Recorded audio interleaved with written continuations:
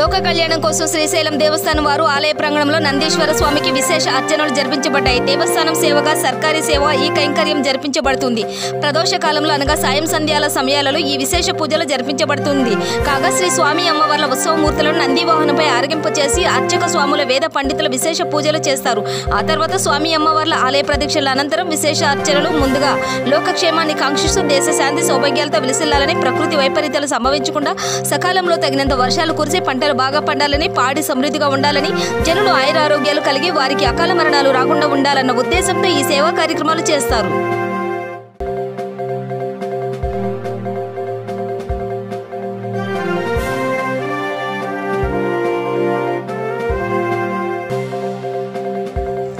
కర్నూలు జిల్లా ఆలూరు నియోజకవర్గంలో దేవనకొండ మండల పరిధిలోని కుంకునూరు రెవెన్యూ గ్రామాల్లో రైతు పొలాల్లో రైతు సంఘం జెండాను ఎగరవేస్తూ రైతు సంఘం జిల్లా ప్రధాన కార్యదర్శి జగన్నాథ మాట్లాడుతూ కర్నూలు జిల్లాకు పంటల బీమా ఇన్సూరెన్స్ కింద 551 కోట్ల రూపాయలు రావాల్సి ఉండగా రైతుకు ₹1 కూడా అకౌంట్లో జమ చేయలేదని ప్రభుత్వాన్ని విమర్శించారు. అలాగే 2018 సంవత్సరం పంట నష్ట పరిహారం కింద కర్నూలు జిల్లాకు ఇంతవరకు విడుదల చేయలేదని, తక్షణమే విడుదల చేసి రైతులను ఆదుకోవాలని సూచించారు. జిల్లాలో 23 సహకార సంఘ బ్యాంకులు ఉండగా జిల్లాలో ప్రతి సంవత్సరం 500 కోట్ల రూపాయలు బ్యాంకు రుణాలు రైతులకు ఇచ్చేవారని, ప్రస్తుతం ఒక్క బ్యాంకు కూడా రైతులకు రుణాలు ఇవ్వడం లేదని అన్నారు.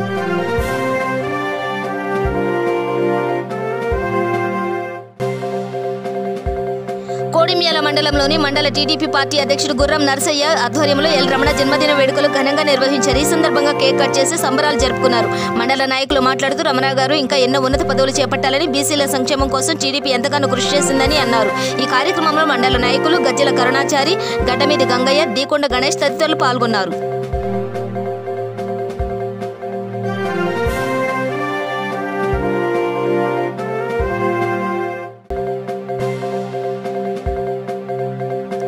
పెద్దపల్లి జిల్లాలోని రాఘోపూర్ గ్రామంలో ఉచిత మెడికల్ క్యాంప్ నిర్వహించారు. డాక్టర్ మల్లేశం మరియు ఎర్రబాటి మనోహర్ రావు గ్రామ ఎంపీటీసీ తోట శ్రీనివాస్ సమక్షంలో ఉచిత వైద్య పరీక్షలు నిర్వహించారు. ఈ క్యాంపులో రాఘోపూర్ గ్రామ ప్రజలు బ్లడ్ టెస్ట్ చేయించుకున్నారు. డాక్టర్ మల్లేశం గారు మాట్లాడుతూ వారానికి ఒక రోజు ఒక్కొక్క గ్రామాన్ని ఎన్నుకుని ఇలాంటి షుగర్ బ్లడ్ టెస్టులు చేయించడం జరుగుతుందని అన్నారు.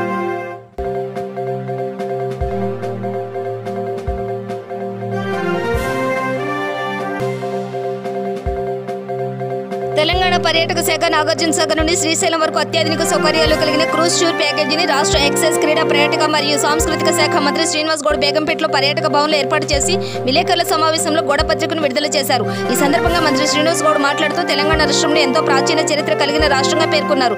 రాష్ట్రంలో వారసత్వ చారిత్రక ప్రదేశాలతో పాటు ఎన్నో చూడదగ్గ పర్యాటక ప్రదేశాలు ఉన్నాయని అన్నారు. ప్రపంచంలో చాలా దేశాలు పర్యాటక రంగంపై ఆధారపడి అభివృద్ధి పొందుతున్నాయన్నారు. అందులో భాగంగా తెలంగాణ రాష్ట్రంలో పర్యాటక రంగాన్ని అభివృద్ధి చేసి పర్యాటకులకు తగిన సౌకర్యాలు కల్పించి పర్యాటకులను ఆకర్షించే విధంగా కార్యక్రమాలు రూపొందించామన్నారు. తెలంగాణ పర్యాటక అభివృద్ధి సంస్థ చైర్మన్ భూపతి రెడ్డి, పర్యాటక శాఖ కమిషనర్ శ్రీమతి సునీత భగవత్, పర్యాటక అభివృద్ధి మేనేజింగ్ డైరెక్టర్ మనోహర్ రావు మరియు అధికారులు పాల్గొన్నారు.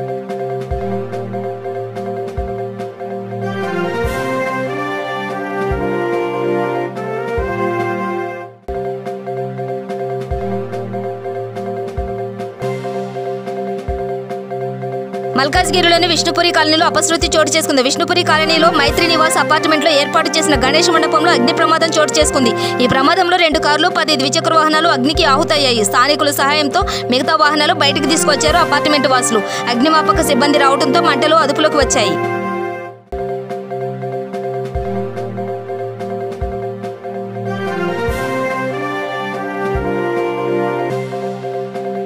వేములవాడ పట్టణంలోని కూరగాయల మార్కెట్, హనుమాన్ టెంపుల్, వినాయక మంటపం వద్ద బ్రహ్మశ్రీ పురాణం మహేశ్వర గారిచే ప్రవచన కార్యక్రమం నిర్వహించారు. ఈ కార్యక్రమంలో మహిళలు అత్యధిక సంఖ్యలో పాల్గొన్నారు.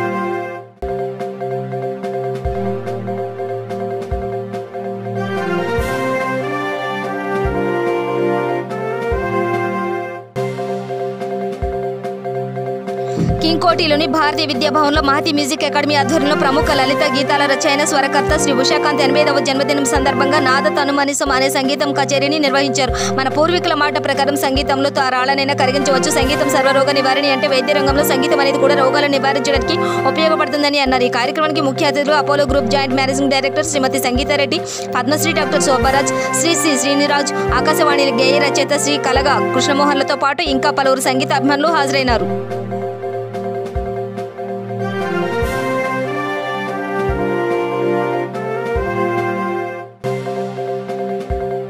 మేడ్చల్ జిల్లా కీసర మండలం దమ్మాయిగూడ మున్సిపాలిటీలో రోజు రోజుకి పెరుగుతున్న డెంగ్యూ బాధితుల డెంగ్యూ పైన అవగాహన సదస్సు మరియు ఉచిత మందుల పంపిణీ కార్యక్రమం నిర్వహించారు. ఈ కార్యక్రమానికి ముఖ్య అతిథులుగా రాష్ట్ర ఆరోగ్య శాఖ మంత్రి ఈటెల రాజేందర్ మరియు కార్మిక శాఖ మంత్రి చామకూర మల్లారెడ్డి హాజరయ్యారు. ఈ సందర్భంగా వారు మాట్లాడుతూ ఈ వర్షాకాలంలో ప్రతి ఒక్కరూ జాగ్రత్తలు పాటించాలని, వారి ఇంటి పరిసరాలు పరిశుభ్రంగా ఉంచుకోవాలని, ఆహార నియమాలు పాటించాలని, ఎక్కువ రోజులు నీటిని నిల్వ ఉంచరాదని అన్నారు. ఈ కార్యక్రమంలో దమ్మాయిగూడ మున్సిపాలిటీ కమిషనర్, మాజీ సర్పంచ్ పండల అనురాధ యాదగిరి గౌడ్ మరియు వార్డు మెంబర్లు, పార్టీ నాయకులు, కార్యకర్తలు, వైద్యులు పాల్గొన్నారు.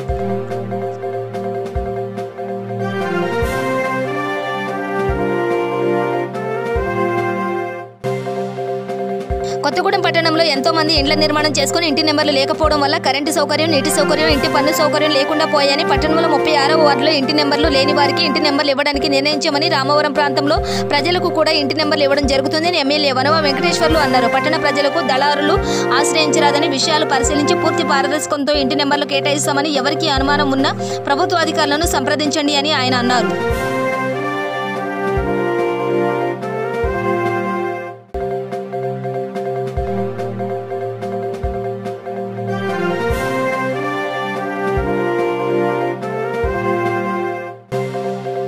హయత్ నగర్ ఆనందనగర్ కాలనీలో హరితహారం కార్యక్రమంలో పాల్గొన్నారు ఎల్బీ నగర్ ఎమ్మెల్యే దేవిరెడ్డి సుధీరెడ్డి. ఈ కార్యక్రమంలో ఆయన మాట్లాడుతూ ఎల్బీ నగర్ నియోజకవర్గంలో అన్ని పార్కులలో పచ్చని చెట్లు నాటి పర్యావరణను పరీక్షించాలని, అదేవిధంగా వాతావరణ కాలుష్యాన్ని నిర్మించాలని, ప్లాస్టిక్ పరికరాలను నిషేధించాలని, ప్రతి ఒక్కరూ వారి పరిసర ప్రాంతాలను పరిశుభ్రంగా ఉంచుకోవాలని అన్నారు. అదేవిధంగా స్థానిక కార్పొరేటర్ సామా తిరుమల్ రెడ్డి మాట్లాడుతూ హయత్ నగర్లో గల అన్ని కాలనీ వాసులను పరిశుభ్రంగా ఉంచుకోవాలని కోరారు. ఈ కార్యక్రమంలో LB Nagar MLA Devireddy Sudheer Reddy, Hayath Nagar corporator Thirumal Reddy మరియు GHMC deputy commissioner Yugandhar, GHMC circle manager Hafeez Khan, TRS party కార్యకర్తలు, నాయకులు, వరుణ్ మోడల్ స్కూల్ విద్యార్థులు పాల్గొన్నారు.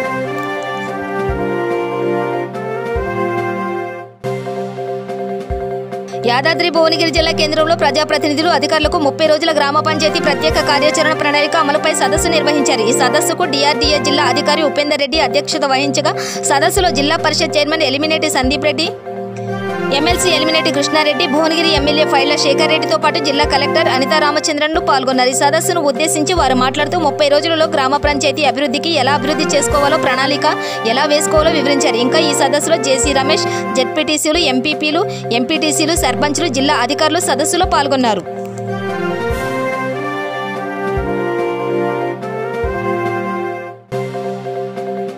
తెలంగాణ రాష్ట్రంలో బీజేపీ అధికారంలోకి వస్తుందని కలలు కంటున్నారని, రాష్ట్రంలో బీజేపీ ఆటలు సాగనివ్వబోమని సిపిఎం కేంద్ర కమిటీ సభ్యులు చేరుపల్లి సీతారాములు అన్నారు. సూర్యాపేటలోని బుధవారం స్థానిక మల్లు వెంకట నరసింహారెడ్డి భవన్లో ఏర్పాటు చేసిన విలేకరుల సమావేశంలో చేరుపల్లి సీతారాములు మాట్లాడుతూ కేంద్ర ప్రభుత్వం అవలంబిస్తున్న ప్రజా వ్యతిరేక విధానాలను ప్రజల్లోకి తీసుకెళ్లి చైతన్యపరుస్తామని, బ్యాంకుల విలీనం వల్ల రైతులు, పేద ప్రజలు ఇబ్బందులకు గురవుతున్నారని ఆవేదన వ్యక్తం చేశారు.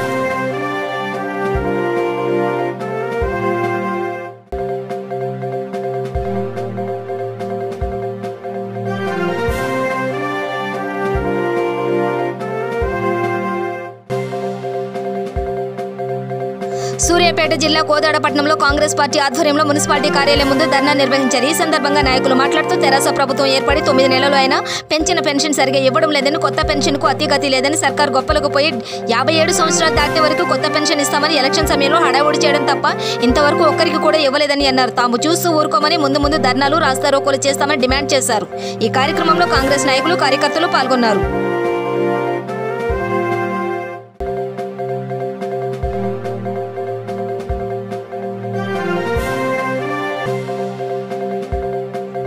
నిజామాబాద్ జిల్లా బోధన్పట్నంలో మహారాష్ట్రకు సరిహద్దు ప్రాంతం కావడంతో సాలూరు గ్రామం వద్ద చెక్ పోస్ట్ ఏర్పాటు చేయడం జరిగింది. ఈ చెక్ పోస్ట్ వద్ద రోడ్లు గుంతలమయంగా మారాయని, వాహనాల రాకపోకలకు తీవ్ర ఇబ్బందులు ఎదురవుతున్నాయని వాపోతున్నారు ప్రయాణికులు. ఆదాయం ఘనంగా ఉన్న రోడ్లు మాత్రం బాగుపరచడం లేదని ఆరోపిస్తున్నారు.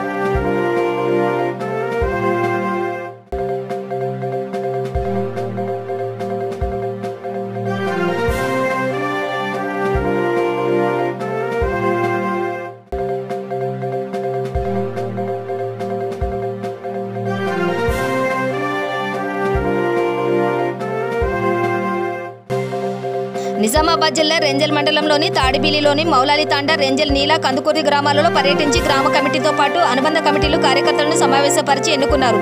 బుద్ధి రాజేశ్వర్ మాట్లాడుతూ రాష్ట్ర పార్టీ ఆదేశాల మేరకు గౌరవ శాసనసభ్యులు ఎండి షకీల్ అమీర్ నాయకత్వంలో లక్ష్యానికి మించి సభ్యత్వాలను పూర్తి చేశామన్నారు. సీఎం కేసీఆర్ గారు ప్రవేశపెట్టిన సంక్షేమ పథకాల వల్ల వర్కింగ్ ప్రెసిడెంట్ కేటీఆర్ నాయకత్వంలో ప్రజలు స్వచ్ఛందంగా ముందుకు వచ్చి సభ్యత్వాలు తీసుకున్నారన్నారు. దేశంలో ఎక్కడా లేనటువంటి విధంగా తెలంగాణలో రైతులకు రైతు బంధు, రైతు బీమా, నాణ్యమైన 24 గంటల ఉచిత విద్యుత్, పేద ప్రజలకు కళ్యాణ లక్ష్మి, షాదీ ముబారక్, వితంతు ఆసరా, ఒంటరి మహిళ, బీడీ కార్మికులకు పెన్షన్లు అందజేస్తున్నామన్నారు.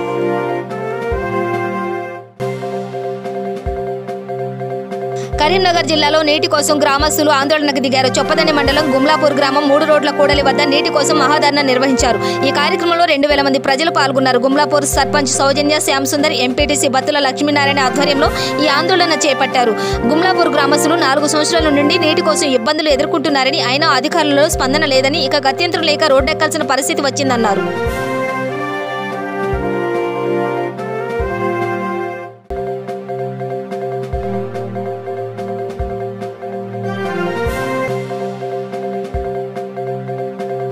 సిద్దిపేట జిల్లా కేంద్రంలో 2 కోట్ల రూపాయలతో నిర్మించిన గోల్కొండ షోరూంను ప్రారంభించారు మాజీ మంత్రి ఎమ్మెల్యే హరీష్ రావు. ఈ సందర్భంగా ఆయన మాట్లాడుతూ సిద్దిపేటకు వన్నె తెచ్చేలా గోల్కొండ షోరూం ఏర్పాటు చేయడం చాలా సంతోషంగా ఉందన్నారు. రాష్ట్రం ఏర్పడ్డాక తెలంగాణ సాంస్కృతిక సాంప్రదాయాలను గౌరవం తెచ్చేలా మన సీఎం కేసీఆర్ ఆలోచిస్తున్నారని అన్నారు. సిద్దిపేటకు ఎన్నో కళలకు, కళాకారులకు ప్రసిద్ధి. ప్రముఖ చిత్ర కళాకారులు కాపు రాజయ్య, బాతిక్ మల్లయ్య, గుల్లబామ చీర, ఘనపూర్ కళలను, కళాకారులను ప్రోత్సహించడం జరిగిందని అన్నారు.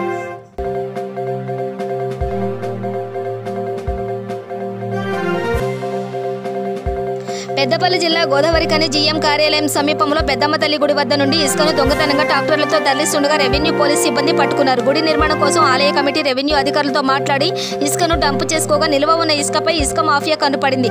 కమిటీలోని కొంతమంది పెద్దలు డబ్బు ఆశ చూపి ఇసుకను అక్రమంగా తరలిస్తున్నందుకు పన్నాగం పన్నారు. ట్రాక్టర్ల యజమానులకు మాయమాటలు చెప్పి ఇసుకను అక్రమంగా తరలిస్తుండగా స్థానికులు రెవెన్యూ పోలీస్ అధికారులకు సమాచారం ఇచ్చారు. గుడి నిర్మాణానికి డంపు చేసిన ఇసుకను దొంగతనం చేయడంపై స్థానికులు తీవ్ర ఆగ్రహం చేస్తున్నారు. ఇసుక దొంగలకు సహకరించి కమిటీ సభ్యులను కఠినంగా శిక్షించాలని భక్తులు కోరుతున్నారు.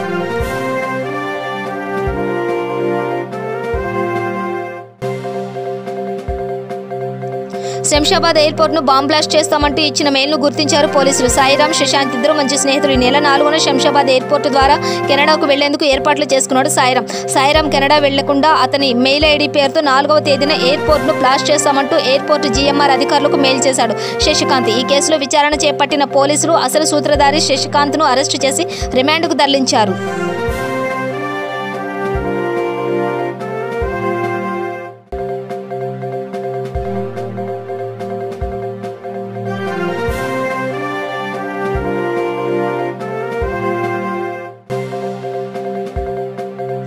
హైదరాబాద్లోని టీఎఫ్సీసీ కార్యాలయంలో చీమా అసోసియేషన్ నూతన కార్యవర్గం ఎన్నిక కావడం జరిగింది. ఈ కార్యక్రమంలో అధ్యక్షునిగా పతాని రామకృష్ణ గౌడ్ మరియు ప్రధాన కార్యదర్శి డాక్టర్ కాచం సత్యనారాయణ గుప్తాలు మాట్లాడుతూ తెలంగాణలోని అన్ని సినీ రంగాలకు చెందిన సంస్థలను ఆదుకుంటామని, భవిష్యత్తులో తెలంగాణలో సినీ రంగాన్ని, కళాకారులను అగ్రపదంలో నిలిపేందుకు కృషి చేస్తామన్నారు.